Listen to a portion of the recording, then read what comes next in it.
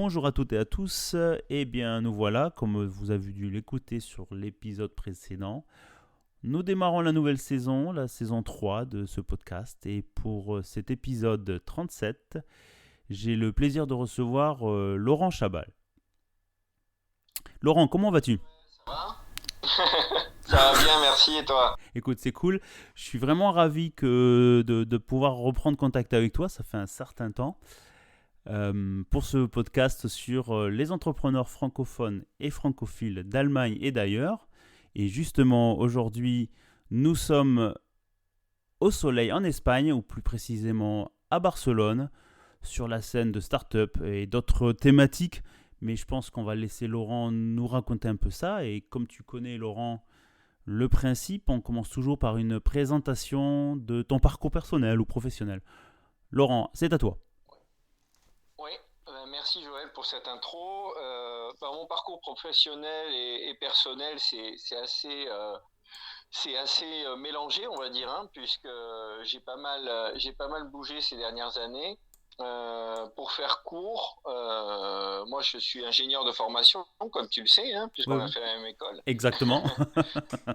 Voilà, donc en gros, mes 10 premières années de carrière, je les ai passées dans l'ingénierie IT informatique dans le secteur industriel, automotive, aéronautique, aérospatiale à Toulouse, Mhm.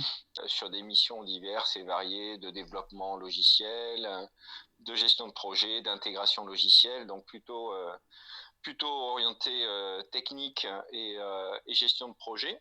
Mhm. Puis environ 10 ans, j'ai pris la décision de prendre un virage, davantage vers le côté business, marketing et vente. Ça veut Parce dire que quand déjà de 2000, si je compte un donc peu. ça, c'était ça a maturé, on va dire, pendant 2 ans, entre 2010 et 2012. Mhm. Et en 2012, j'ai pris la décision et puis je suis rentré à l'IE Business School pour faire un Ok. MBA à Madrid. Ah, très bien. Donc vraiment pour ajouter cette couche business à mon profil parce que voilà, je me voyais pas 10 ans en bureau d'études, même si j'ai beaucoup aimé ma vie en bureau d'études, mais Mhm. j'avais envie de sortir davantage, voir les clients, le relationnel, etc. Donc je suis arrivé en Espagne, du coup mon aventure espagnole a commencé en 2012. Mhm. Et là, en sortie de MBA, j'ai passé environ 5 ans dans l'écosystème des startups, surtout les startups technologiques. Ah, on va revenir là-dessus, je pense. Oui, ouais, Mhm. bien sûr. Et il y a pas mal à partager, je pense, sur les applis mobiles, donc Android, iOS, Mhm. plus tout ce qui est e-commerce, marketplace, ou à la fois la logique back-end, front-end. Donc moi, j'avais le passé IT qui m'a aidé. Ouais. Et du coup, l'entrepreneuriat plus la partie start-up, tout qui va vite, où il faut être agile, il faut un peu toucher à tout. Ça m'a beaucoup plu et mon aventure madrilène, ça a été très orienté sur ça, écosystème start-up. Et puis ensuite, pour des raisons à la fois perso et pro, mais surtout perso, j'ai déménagé à Barcelone en début 2017. Mhm. Donc là, le mois prochain, ça fera 5 ans que je suis à Mhm. Barcelone. Et là, j'ai gardé un lien avec toute la partie entrepreneuriat, un peu moins start-up, mais davantage entrepreneuriat au sens large. Mhm. C'est-à-dire, on a une idée, on veut monter un projet, on veut se lancer.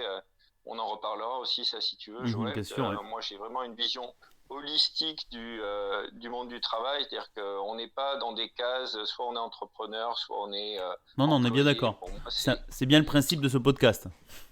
c'est ça, c'est vraiment une attitude et on peut très bien faire les deux, voire même trois, voire quatre projets, si Mhm. on s'organise bien, si on a des bons associés, s'il y a la passion, s'il y a l'envie Ouais. et qu'on a plusieurs cordes à notre arc, on n'est pas obligé de rentrer à tout prix dans les cases fermées que le système ou Oui. parfois Après, c'est par un. manque de pédagogie Après, aussi. ça dépend des profils aussi, hein.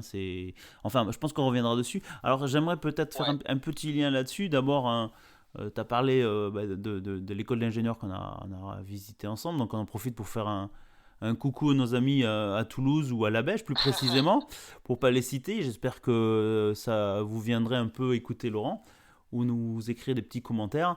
Ça fait toujours Et plaisir. t'écoutais à toi aussi, hein? Bien sûr, bien T'écoutais à sûr, tous toi les deux, mais aussi. c'est dans le sens, c'est pas mal aussi d'utiliser ça pour faire un clin d'œil. L'aéronautique, bon, j'y suis moins encore, avec d'autres perspectives. Ouais. Donc revenons un peu, je trouve ça intéressant parce que c'est ce genre de réflexion que tu as faite après 10 ans d'ingénieur, d'aller faire un MBA pour rajouter la carte, on va dire, sales. Moi, je me le suis posé aussi dans le passé, et puis je ne l'ai pas fait, il y a eu d'autres choix personnels ou de famille. Puis au final, on se dit, bon, voilà, peut-être on a de la fainéantise ou d'autres choix de vie. Et Mhm. est-ce que, un retour là-dessus, je pense que, qu'est-ce que tu peux, des personnes, des jeunes ingénieurs ou des ingénieurs qui ont un certain bagage, un conseil là-dessus, faites un MBA à tout prix, ne faites pas un MBA, comment tu vois la chose? Qu'est-ce que tu partagerais là-dessus?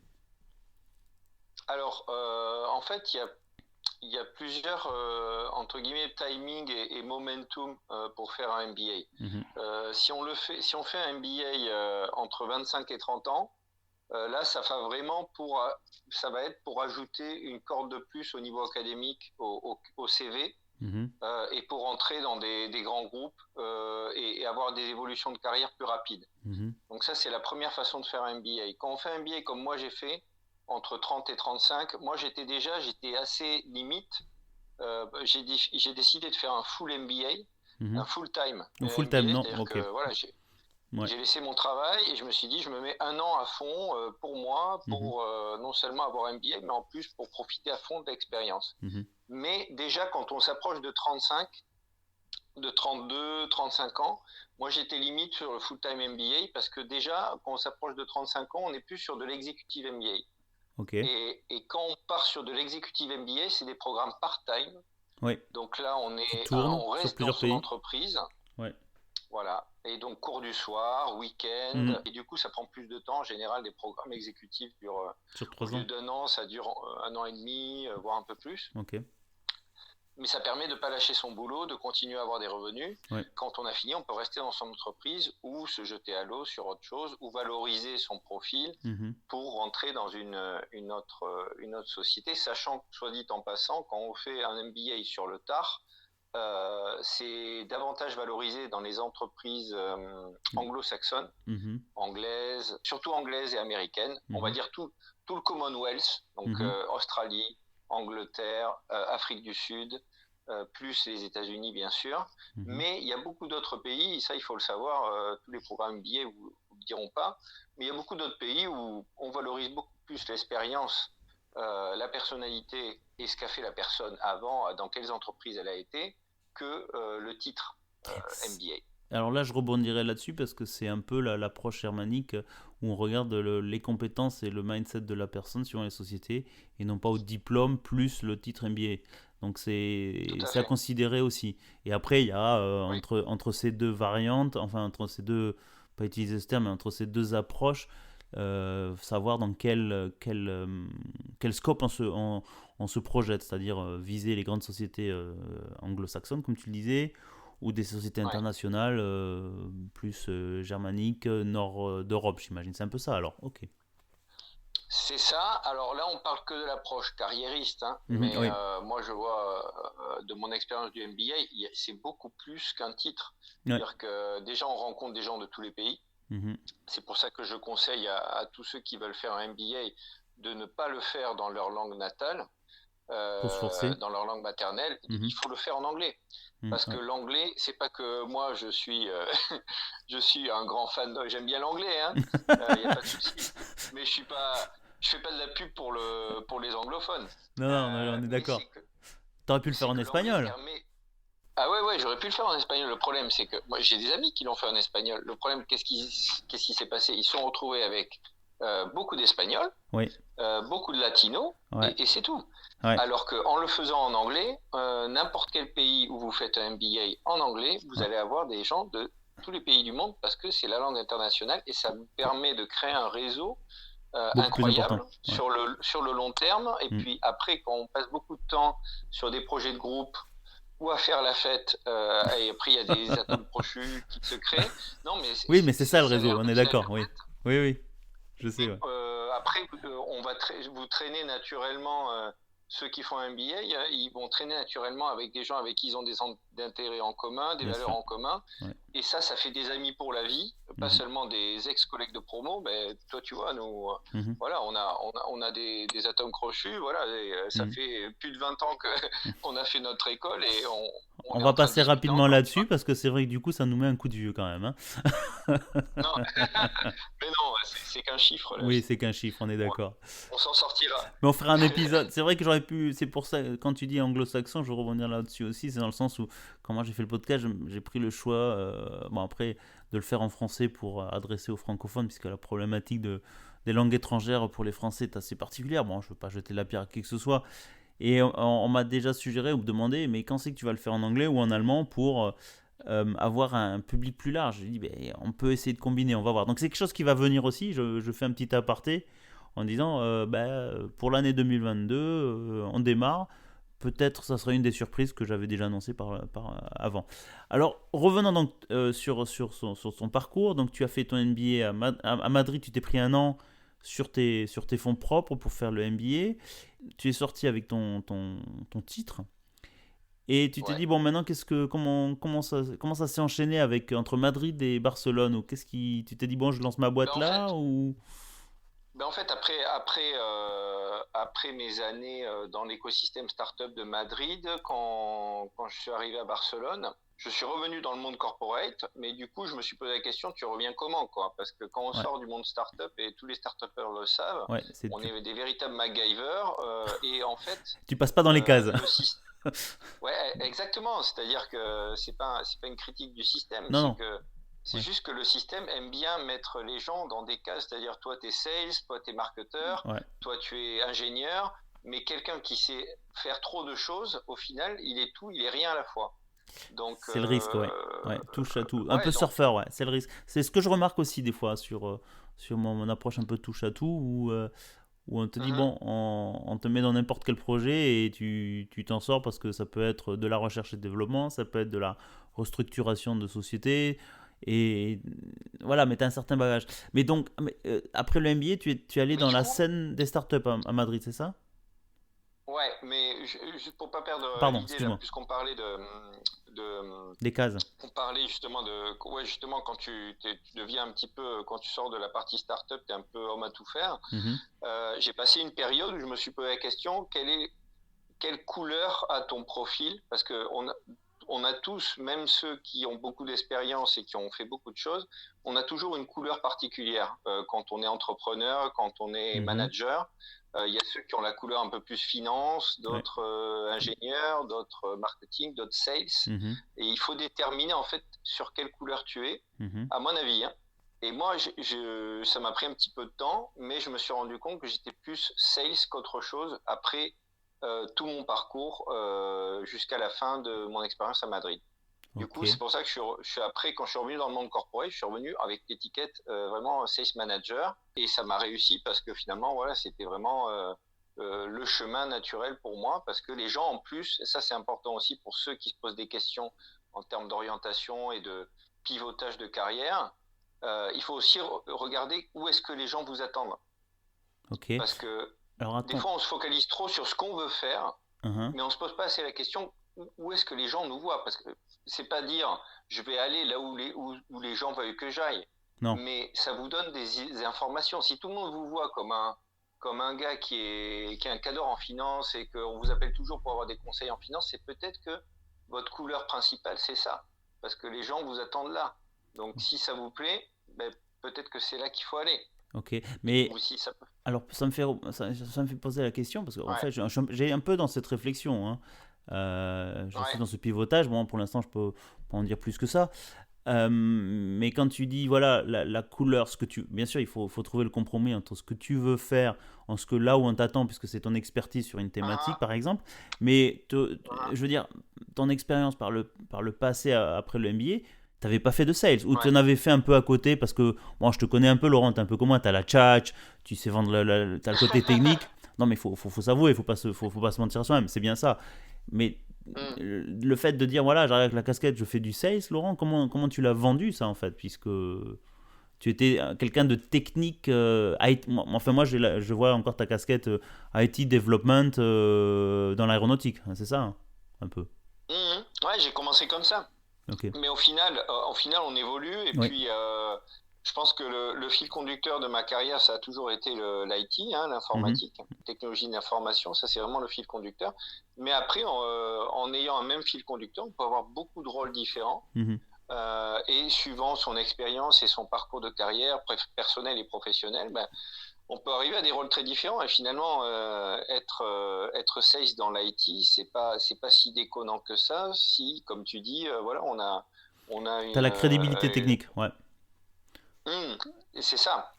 Et moi, j'ai toujours aimé justement faire du sales, mais sur des projets, des produits complexes et faire de la vente consultative. Mais moi, j'aime bien quand justement c'est des produits complexes liés aux technologies d'information, technologies cloud et tout ça, parce Mhm. que, comme tu dis, j'ai mon passé technique qui fait que il a une faiblesse à un endroit et qu'il la voit.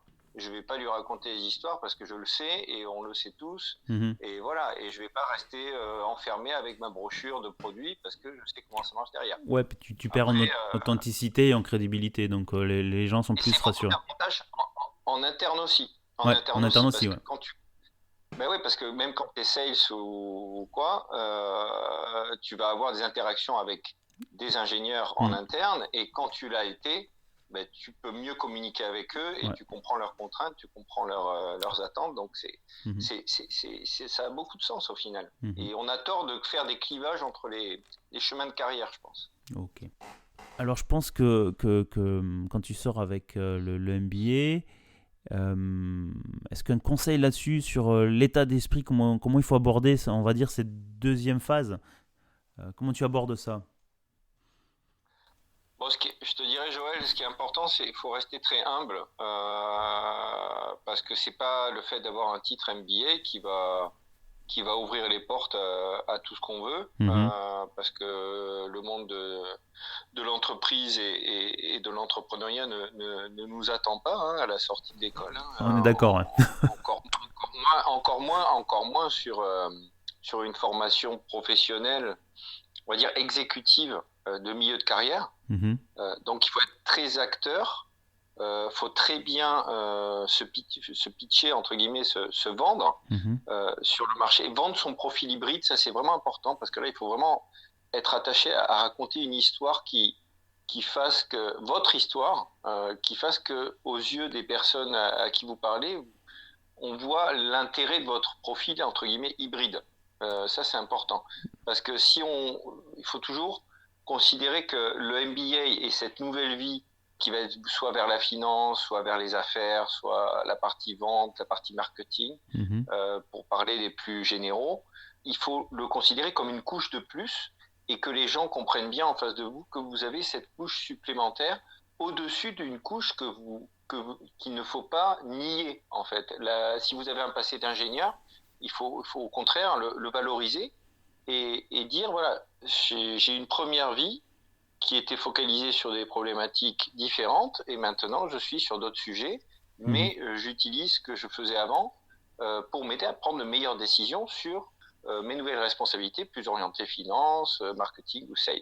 Ok. Ça, c'est important de faire pas mal de pédagogie sur ça. Et autre chose, pourquoi je parle d'humilité aussi souvent, c'est que il y a des personnes, des collègues, des professionnels ou des partenaires ou des clients que vous allez rencontrer après votre virage, après votre pivotage de carrière, qui vont être beaucoup plus jeunes que vous, qui vont peut-être avoir 5, 10 ans de moins que vous, vont être à des positions égales, voire supérieures des fois à vous, parce que eux, ils n'ont pas fait ce virage. C'est-à-dire que vous venez de rentrer, par exemple, dans le monde du marketing, je Mhm. dis ça au hasard, Oui. à 30 ou 35 ans, et Mhm. bien peut-être que il y en a qui ont 30 ans ou 27 ans, et que ça fait 5 ans qu'ils y sont dans le marketing, et vous, vous y rentrez maintenant. Mhm. Donc, vous allez avoir à 35 ans des personnes dans le monde professionnel de 26-27 ans qui ont beaucoup plus d'expérience que vous dans ce créneau. Ils n'ont pas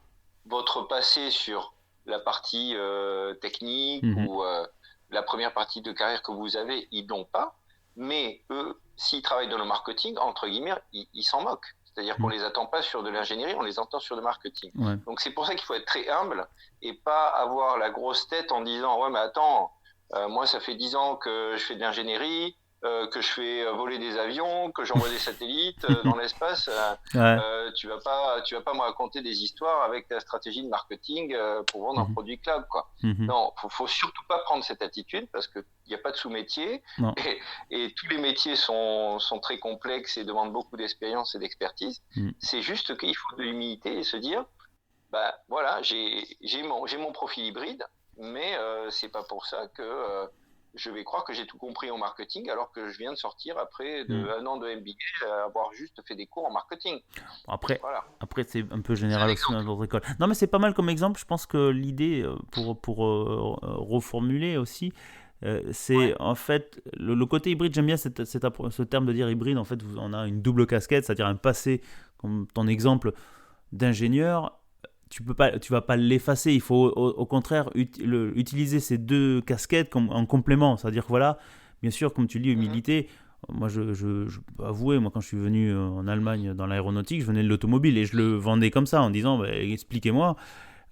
Puis j'ai fait mon cheminement à apprendre comment on construit un avion, comment il est produit, comment il est Mhm. assemblé et la technique. Bon, et je pense que c'est ce besoin d'humilité, c'est-à-dire que peu importe où vous arrivez, on ne l'apprend pas quelque part, mais il faut soi-même se le garder en tant que mindset, état d'esprit, où les personnes que vous rencontrez, ben, soit sont des experts dans leur domaine, et ne pas dénigrer. Bon, après voilà, je pense que nous on l'a vécu dans le sens où on était dans une école d'ingénieur en apprentissage, comparé aux grandes écoles Mhm. d'ingénieurs. On n'a pas les mêmes parcours, hein. Je pense que tu peux confirmer dans le sens où on a déjà une expérience Non. professionnelle et l'ingénieur qui sort d'une grande école, on le prédestine entre guillemets à certains postes. Mais bon, là n'est pas la thématique. Donc en revenant sur, donc ça c'est pas mal comme approche. J'apprécie beaucoup. Je pense que nos auditeurs vont l'apprécier puisque ça va leur permettre d'élargir leur réflexion, faire un MBA ou pas. Moi je pense que la réflexion je me l'étais faite et puis à l'époque j'ai dit bon ben, je vais pas le faire, j'ai pas choisi. Mhm. Donc Ouais. du C'est coup jamais trop tard, non, il est hein. jamais trop tard. On fait surtout pour soi-même, hein. Exactement, On c'est fait surtout comme, pour soi-même. comme tout, bien sûr. Après, c'est voilà. Mais, C'est un investissement sur soi-même au niveau personnel et mais, professionnel. Et comme c'est toute vraiment un formation, game changer, hein. comme toute formation, faut jamais s'arrêter Ouais, d'apprendre. Donc, je pense que c'est un peu la conclusion sur c'est ça. ce thème-là. Revenons un Complètement. peu. Est-ce que tu veux, quand on aborde la partie startup, parce que je pense que ça peut être aussi intéressant, comment tu t'es retrouvé dans ce comment on appelle, environnement de start-up à Madrid? Je pensais que moi, le plus les start-up, c'était Barcelone, mais Ouais. explique-nous. Ouais, non, mais c'est une époque qui était assez dynamique. Donc, c'était en 2013. Mhm, Il y avait un programme à l'IE qui était le Venture Lab. C'était un incubateur de start-up auquel on pouvait participer tout en étant étudiant encore, mhm, sans avoir été encore diplômé. mhm. Et puis, avec un collègue de promo, on a décidé de monter notre start-up. Mais au début, c'était un projet étudiant Ok, qui finalement s'est transformé en vrai projet puisqu'on a trouvé des investisseurs été 2013. ok. Et du coup, on s'est lancé dans l'aventure dès la rentrée septembre 2013, Mhm, euh, à vraiment commencer à développer le business et tout ça. C'était un business en fait dans le ticketing, dans le monde du ticketing, mhm. pour vendre des places pour les matchs de foot aux enchères Ah, en dernière minute. je me rappelle, oui. Oui, oui, oui. Tu te souviens? Oui, oui. Les gens qui achetaient des billets qui, au final, bah, tu veux aller voir un match, il n'y avait plus de tickets en vente et tu pouvais aller sur Bah, ces plateformes. Ah, oui, oui. Ok.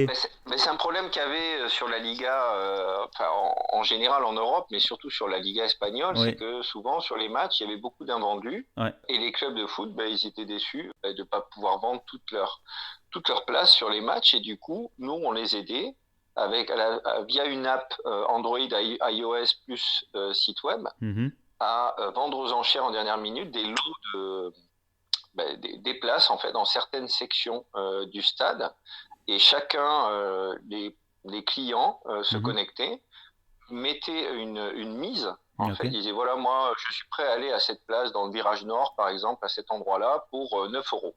Eh ok. ben, si je l'ai à 9 euros, j'y vais. Et si je l'ai pas, je perds pas d'argent. Mais de toute façon, j'étais prêt à y mettre que 9 euros. Donc, si je l'ai pas à ce prix-là, j'y vais pas. Ok. Donc, ça partait sur ce principe. Ça a très bien marché pendant 2-3 ans. Après, bon, on avait un revenu de modèle qui n'était pas assez agressif. Du coup, au niveau finance, on a été un peu juste Mhm. après. Donc, finalement, le projet s'est arrêté doucement. Mais ça a été une belle aventure pendant 2-3 ans. On a fait quand même des beaux clubs, hein. On avait signé le Malaga, l'Atlético Madrid. Ah Je crois que ça a ouais, été notre plus gros. Ouais, ça a excellent. été notre plus gros deal, ça. On a géré quelques matchs avec l'Atlético Madrid. C'était cool. Le Sevilla FC, quand même, Ok, qui était quand ouais. même Ouais, je suis pas très un beau foot, moi, club tu à l'époque. m'excuseras, hein. Non, mais parce que c'est pour ceux qui connaissent la Liga espagnole, Ouais, hein, ouais. mais en gros, ouais, c'était des jolis clubs et puis ça nous a permis de voyager pas mal dans toute l'Espagne, de rencontrer tous ces gens-là. Mhm. Non, c'était une super aventure. Et puis voilà, au cours de l'aventure startup, ben, on touche à tout forcément, hein. Moi, Ouais, j'avais un rôle de CTO qui m'allait comme un gant avec mon passé IT, ouais, c'est forcément. c'est Et clair. mon associé plus sur la partie sales et la partie représentation business. Mais au Mhm. final, qu'est-ce qui s'est passé? C'est que la première année, avant qu'on commence à recruter, Mhm. c'est moi qui avais le meilleur espagnol. Et du coup, je me chargeais de la partie, souvent, représentation, conférence de presse, Parce, etc., parce qu'en plus, tous les deux, vous étiez, interview. on va dire, espagnol courant, tous les deux. Mais moi, en fait, Tu l'as pris sur place. Mais ton associé, pareil. ma compagne parlant espagnol, j'avais T'étais quand obligé. même un bon niveau et qui n'a pas arrêté de s'améliorer au fil du temps Mhm. après, plus la gestion des fournisseurs et des partenaires et des clients Mhm. en espagnol. Donc, du coup, j'ai très vite amélioré mon espagnol que j'avais déjà pas trop mal. Mhm. Du coup, mon associé n'avait pas le même niveau que moi en espagnol. Il prenait quelques leçons, mais il était pas quand même à un Ok. niveau suffisant, on va dire, pour faire des interviews tranquillement, Ouais. radio ou conférence de presse ou pas. Donc, du coup, au début, je me chargeais de ça par intérim. On revient sur le virage de carrière, c'est-à-dire que sur des thématiques marketing, sales, communication, public relations, quoi, je me sentais comme un poisson dans l'eau, Mhm. bien qu'ayant des fonctions de CTO. Mhm. Donc, c'est là aussi qu'il faut s'écouter, de dire voilà, vers quoi je vais, qu'est-ce qui me plaît, sur quoi je suis bon, on m'attend. Et du coup, moi, je conseille à tout le monde d'avoir une expérience startup. Que ça marche ou que ça marche pas, entre On guillemets, on apprend s'en tout le temps. fiche. Oui. Parce qu'il y a, de toute façon, dans le monde de la startup, il y a 9 chances sur 10 que ça dépasse pas 3-4 ans, l'aventure, Ouais. en général. Ouais, c'est les fameux Euh, 3 ans il- de viabilité, on va dire. voilà, idéalement, à la fin, vente de l'entreprise et puis on se fait un petit PQ, Ouais. ça c'est l'idéal. Ouais. Puis vraiment, c'est des cas où ça devient un gros succès ou une licorne, on en fait on en parle beaucoup dans la presse, mais Ouais, il y en mais a, il y en a ouais. très peu comme ça. Comme, C'est infinitésimal. comme les podcasts ou les youtubeurs avec, voilà, pour être sur le haut du panier. C'est ça. Donc, C'est ça, mais ce qui est important, c'est le chemin. ouais, C'est-à-dire l'aventure startup est ouais, formidable parce que vous apprenez énormément sur vous mais tu fais tout. et vous apprenez énormément sur l'entreprise puisque comme tout est concentré, c'est des très petites équipes, c'est en mode commando. Tout le monde se connaît, tout le monde passe beaucoup de temps ensemble à faire beaucoup de réunions, Hmm. à faire la fête de temps en temps pour décompresser. Bien sûr. Du coup, tout ça, ça Ouais. fait que on touche à tout et on sait exactement ce qui nous plaît, ce qui nous plaît moins, où Hmm. est-ce qu'on veut aller, et on a une vision globale de l'entreprise. C'est comme un concentré d'entreprise dans une très petite structure, mais ça donne une vision globale de tout le business Mhm. au sens large, au niveau financier, au niveau stratégique, au niveau représentation, au niveau sales, au niveau marketing, au niveau technologie, à plein de niveaux, au niveau légal aussi, qui est Ouais. très très important quand on monte un Qu'on oublie business, la beaucoup. partie Ouais. légale. Ouais. Et du coup, quand on sort de là, que ça réussisse ou pas, sur le long terme, c'est une expérience très très riche, Mhm. comme au niveau professionnel et personnel, que je Ok. conseille à tout le monde d'y passer au moins. Moi, je conseille à tout le monde d'y passer au moins un an dans une ambiance de start-up, sur un projet start-up dans sa vie. Ok. C'est c'est super. Ça vaut un MBA, hein, je dirais. Ok. Bon, écoute, c'est un peu comme l'entrepreneuriat aussi. Beaucoup s'y tentent et puis au final, euh, l'important c'est que de toute façon tu fais tout toi-même et il faut y aller quoi. C'est-à-dire que on compte pas les heures, on compte pas le temps d'investissement, l'argent, puisqu'au final on fait quelque chose qui plaît. Ok.